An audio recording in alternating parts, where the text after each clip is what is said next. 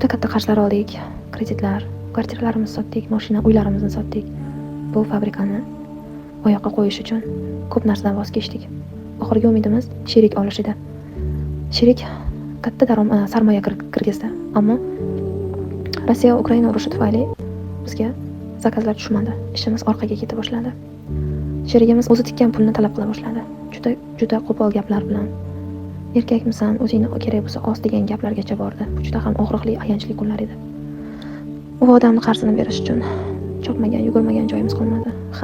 Hammadan qarz, kreditlar olib u odamning pulini berdik, ammo biz batamom yo'q bo'lib ketdik. Batamom cho'kib ketdik. Uyga juda ham ko'p kiyimlarni olib keldik. Men esa o'sha vaqtda homilador edim. Men qaytam do'kon ocha olmasdim, meni kuchim yetmasdi yoki farzandimni yoki boshqa bir do'kon ochishni tanlashim kerak edi. Uchta kichkina farzandim ham bor edi.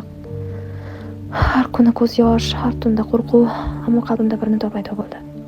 Sen hali tugamading. Sen hali boshlaysan. Sen bolalaring uchun kurashishing kerak. Bir kuni o'rnimdan turdim-da, Instagram ochdim.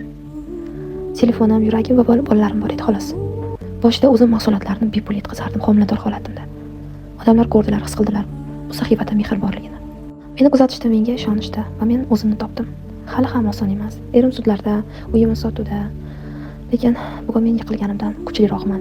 Men kimman? Men minusga tushib, orzusi tiklangan onaman. Men har bir bolam uchun kurashgan yurakman. Men garderobman. Bu shunchaki sahifa emas, bu qayta tirilgan orzularim.